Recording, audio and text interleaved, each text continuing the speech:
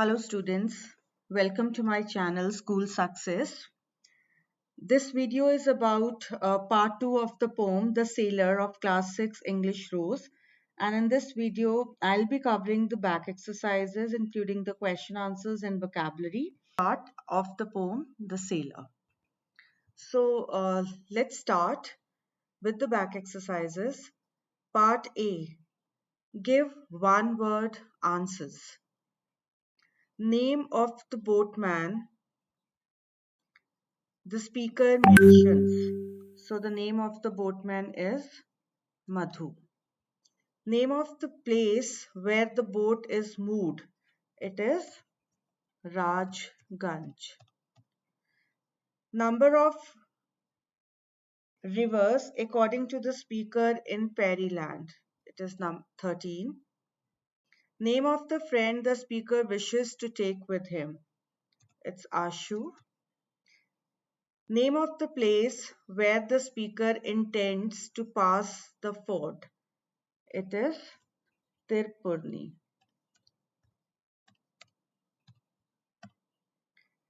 Right, so these are the answers to part A of the question. Moving forward, question answers.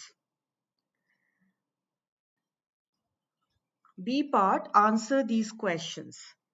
First question is, why does the speaker say that the boat is uselessly laden with jute? So the answer is, the speaker describes the boat as uselessly laden with jute to emphasize that the boat is currently burdened with a cargo that serves no purpose or value in context of the speaker's desires and aspirations. The jute, being a material used for making ropes, sacks, and other practical items, represents the mundane and ordinary. The speaker longs for adventure and exploration, suggesting that the boat's current cargo is irrelevant and prevents the boat from fulfilling its potential for grand journeys.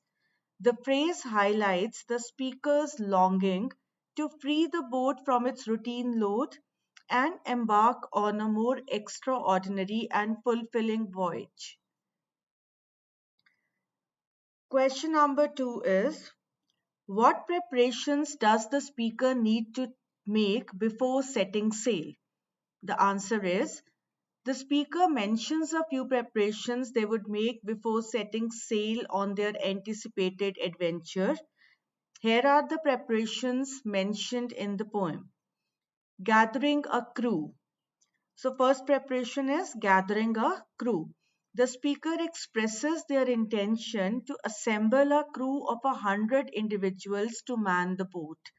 This suggests that they would need to find and gather a group of people willing to join them on their voyage. Second preparation is hoisting sails. The speaker mentions their plan to hoist multiple sails on the boat, specifically stating 5 or 6 or 7. This implies that they would need to prepare and attach these sails to the boat, ensuring they are ready to catch the wind and propel the vessel. Third preparation the speaker wants to do is choosing companions. The speaker mentions his friend Ashu, stating that he would take Ashu along on the journey. This implies that he would need to communicate and make arrangements with Ashu to join him on the adventure. And the fourth preparation is time of departure. So the speaker envisions setting sail in the early morning light. This indicates that they would need to plan their departure time, ensuring they are ready to embark on their journey as dawn breaks. The third question, when will the speaker set sail? Answer, the speaker envisions setting sail in the early morning light. Question number 4, where does the speaker think he will be at noon? The speaker imagines that while his mother is bathing at the pond at noontide, he and his friend Ashu will be in the land of a strange king. Fifth question, how long does the speaker think this journey will take Pick the lines from the poem to support your answer. So answer is, in the poem, the speaker does not explicitly mention a specific duration for the journey.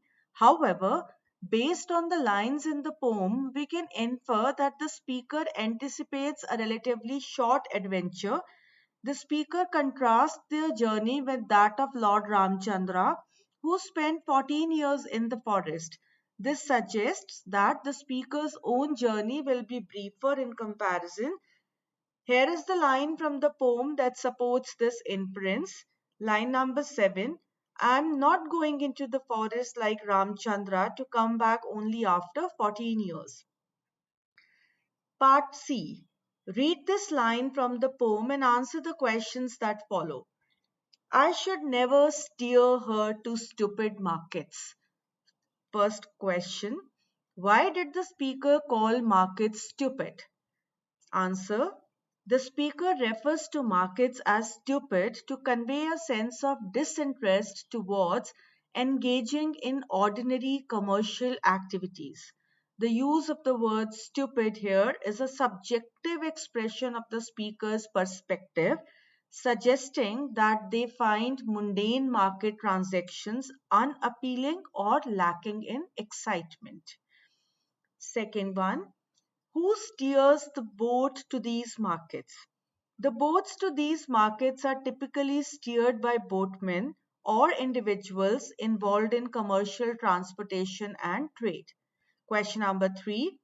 Where does the speaker wish to take the boat instead? Answer. The speaker expresses their desire to sail the boat to the 7 seas and the 13 rivers of fairyland rather than steering it towards the mundane markets. They imagine boarding on a grand adventure to explore fantastic and enchanting kingdoms, moving away from the ordinary destinations associated with trade. Question 4. What does this line tell us about the speaker? The speaker finds mundane market transactions unappealing or lacking in excitement. This line suggests that the speaker is imaginative, ambitious, and determined to break free from conventional limitation. Part D, Think and Answer. The speaker in the poem The Sailor is a highly imaginative child. Do you agree? Give examples from the poem to support your answer. Answer is yes. The speaker in the poem The Sailor can be interpreted as a highly imaginative child. Several examples from the poem support this interpretation. Imagining grand adventures. The speaker envisions sailing the 7 seas and 13 rivers of fairyland, which are fantastical and imaginary locations beyond the realms of reality. Second is creating a narrative.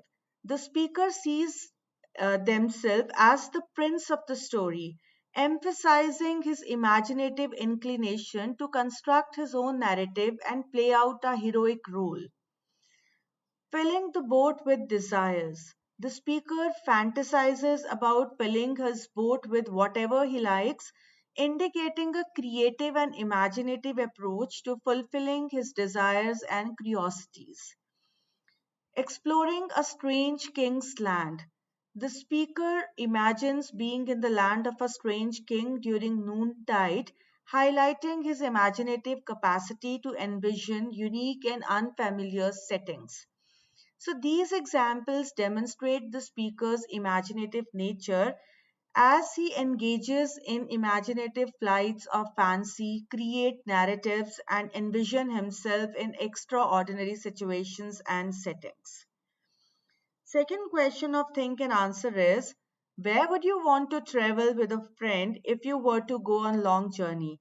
So this answer is to be given by you students, but if you ask me, I would I would give it like this. If I were to go on a long journey with a friend, there are numerous fascinating destinations I would consider exploring. The breathtaking landscapes of New Zealand, with its stunning mountains and lakes, the vibrant cities and rich cultural heritage of Japan, immersing ourselves in its traditions and modern innovations, the historical wonders of Egypt, wondering at the ancient pyramids, temples, and the Nile River. So that is all about the think and answer questions.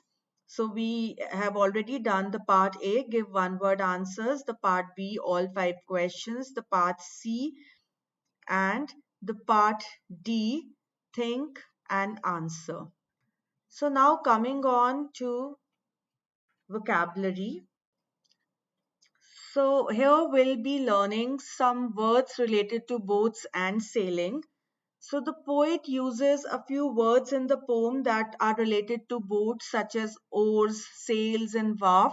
He also uses several words related to sailing such as mood, hoist, steed and sail. Right? So work in pairs, look at the picture carefully, label the parts with the words related to boat and sailing, choosing your answers from the box. So let's do this activity.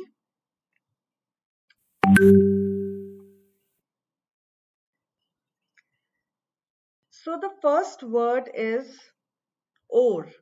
Let me first explain you what oar means. So an oar is a long pole with a flat blade at one end used to row or propel a boat through the water. Oars are commonly used in rowboats and small boats without an engine. Right, so in this figure, what is an oar? This fifth point, this is oar.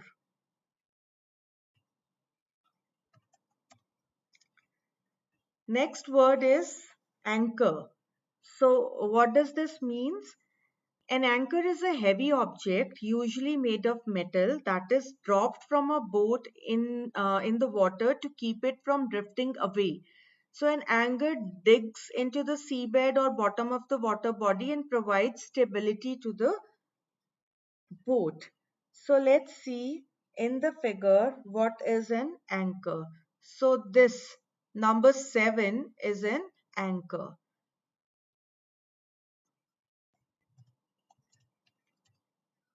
Okay. The third word is steering. So what is steering? Steering refers to the action of controlling the direction of a boat or ship. It involves using a rudder, wheel or tiller to turn the vessel in the desired direction.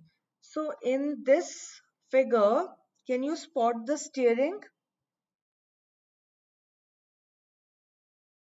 Yes, it is number 8.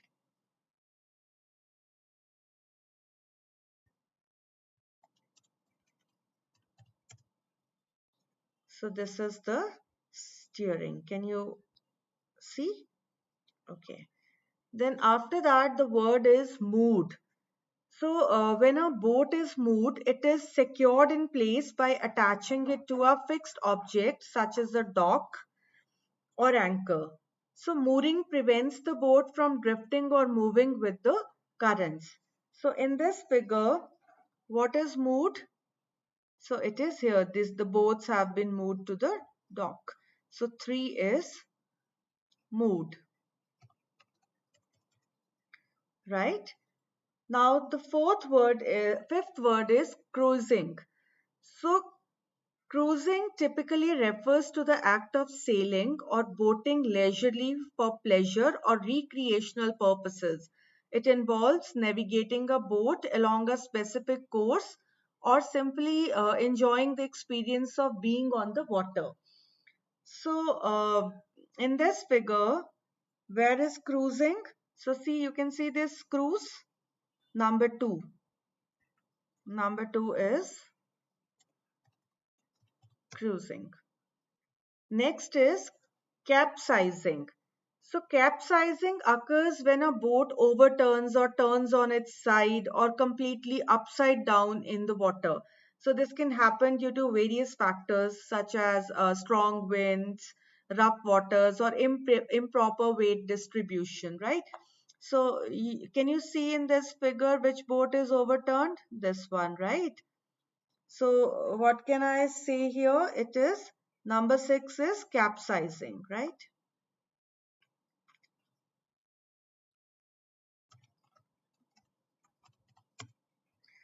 All right. So next one is hoisting a sail.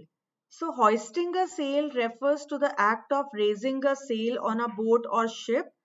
It involves using ropes, pulleys to raise the sail to its proper position to catch the wind and propel the vessel forward. So in this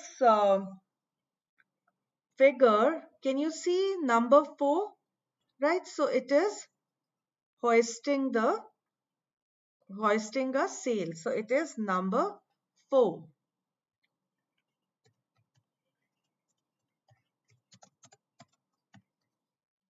All right.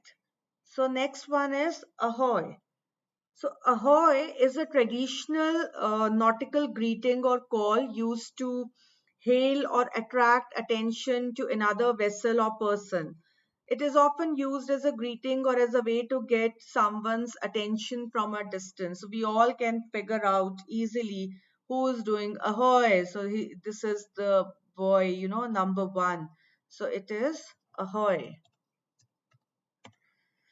Right, students? So I hope you know the meaning of each word and you can identify it through the picture also. So let's move on. Read these lines from the poem. I'm not going into the forest like Ramchandra or come back only after 14 years. Here the speaker uses a comparison to convince his mother that he'll not be away for long.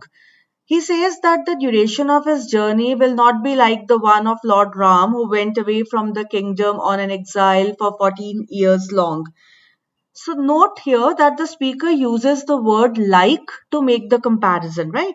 Such a comparison between two unlike things using the word like or the expression as is called a simile. So read these similes with as. Your hands are as cold as ice. So a comparison is being made, right? The story she narrated is as old as the hills. So again a comparison is being made. So here is a question. Match the columns to complete these similes. One has been done for you. So let us do this as an exercise. So as a fresh as a flower, no? As a daisy. As busy as a bee. Bee is always busy in preparing the beehive, right? As blind as a bat, right? As cunning as a fox. As cool as a cucumber. And as free as a bird. Right, so we are completing the similes like this. I hope you understood. I'll post another separate video that will cover similes and idioms. Right, so do subscribe the channel and hit the like button if you have not done it till now. I'll be posting very interesting topics that will be a great help for you as a student of class 6. Right, so that's all about this chapter, the poem, The Sailor. I hope you like the contents. All the very best and see you soon. Thank you so much.